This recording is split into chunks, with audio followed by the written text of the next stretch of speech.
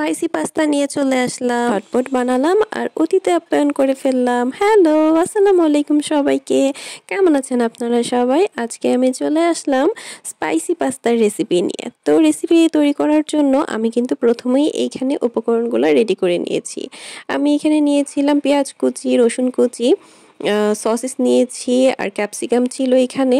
2টা ডিম নিয়েছিলাম আমি, যেহেতু আজকে আমি চিকেন ইউজ করছি না, তো আমি এখানে ডিম দিব আর পাস্তাটা নিয়ে নিয়েছি। আর এখানে বাটার ছিল, সস ছিল আর হচ্ছে অরিগেনো নিয়েছিলাম, যেটা আমি একদম লাস্টের দিকে ইউজ করব। তো এইদিকে আমি পানিটা বসিয়ে দিয়েছিলাম, যে পানিটা বলক উঠলে সেখানে আমি পাস্তাগুলো দিয়ে দিব। পাস্তাগুলো আগে সিদ্ধ করার জন্য এইখানে দিয়ে দিচ্ছিলাম।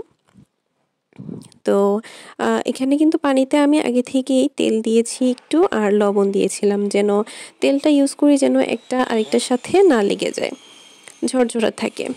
তো ওইটা হয়ে গেল আর এই পাশে আমি প্যান বসিয়ে দিলাম। প্যানে কিন্তু আমি প্রথমে বাটার ইউজ করে নিচ্ছি, যেহেতু আমি আজকে বাটার দিয়ে এটা বানাবো, কোনো তেল ইউজ করব না। তো সম্পূর্ণ আমি বাটারের উপরই আজকের পাস্তাটা রেডি করছিলাম।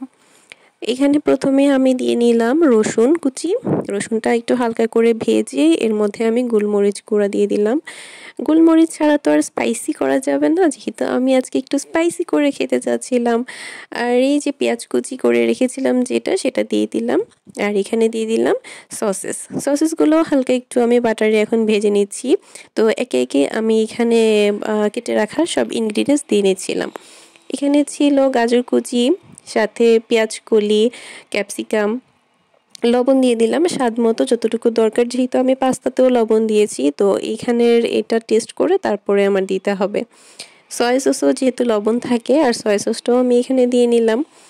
এরপরে আমি এখানে আজকে আমি টমেটো সস ইউজ করিনি, আমি এই বারবিকিউ সসটা দিয়েছি। এটা দিলে না আমার কাছে টেস্টটা অনেক ভালো লাগে। যারা আপনারা না পছন্দ করেন তারা অবশ্যই অ্যাভয়েড করতে পারেন, কোনো সমস্যা নাই। আর এগুলো দিয়ে আমি কিন্তু খুব ভালো করে নেড়েচেড়ে নিচ্ছিলাম। তো আমাদের সবজিগুলো কিন্তু হাই হিটেই খুব ভালো করে সিদ্ধ হয়ে গিয়েছে, যেহেতু আমি অত একটা সিদ্ধ করব না, এজন্য আর কোনো ঢেকে দিইনি। এই পর্যায়ে কিন্তু আমি ডিমগুলো দিয়ে দিলাম। ডিমগুলো আমি স্ক্রাম্বল করে নিয়েছিলাম একপাশে একটু স্পেস করে, যেহেতু সবজিগুলোর সাথেই একসাথে আমি দিব এই জন্য। তো এই তো এর উপরে আমি এখন সিদ্ধ করে রাখা সেই পাস্তাগুলো দিয়ে দিলাম। অনেক লোভনীয় লাগছিল আমারই দেখতে। আর এর মধ্যে আমি 2 প্যাকেট যে মশলা ছিল পাস্তার মশলা, সেটা এখানে অ্যাড করে দিলাম। এখন আমি ভালো করে নেড়েচেড়ে মিশিয়ে নিব। এই পর্যায়ে ডিম, তারপর সবজি, এই সব কিছু দিয়ে ভালো করে মিশিয়ে নিব। আর অনেক কালারফুল দেখা যাচ্ছিল, লোভনীয় লাগছিল অনেক। আসলে আমরা পাস্তা তো অনেকভাবেই বানাই। অনেকে হচ্ছে চিজ খেতে পছন্দ করে। আজকে কিন্তু আমি কোনো চিজ ইউজ করিনি, কারণ আজকে আমার ইচ্ছা করছিল শুধু স্পাইসি করে খেতে। ওভেন বেক হোয়াইট পাস্তাও অনেক সময় করে থাকি, যখন যেটা আসলে ইচ্ছা করে, মুডের উপর ডিপেন্ড করে। সেটাও কিন্তু আমার কাছে খুবই ভালো লাগে। হোয়াইট সস দিয়ে ওভেন বেক উপরে চিজটা থাকে, ওটাও অনেক ইয়াম্মি হয়। আর এই ফাঁকে কিন্তু আমি লাস্টের দিকে দিয়ে দিলাম অরিগ্যানো। এটা কিন্তু স্মেলের জন্য আমার খুবই পছন্দ, অনেকের কাছেই কিন্তু আমার ভালো লাগে না। তো আপনাদের না ভালো লাগলে আপনারা অ্যাভয়েড করতে পারেন। আর এই তো আমার পাস্তার ফাইনাল লুক। এতক্ষণ পাশে থাকার জন্য অসংখ্য ধন্যবাদ। আল্লাহ হাফেজ।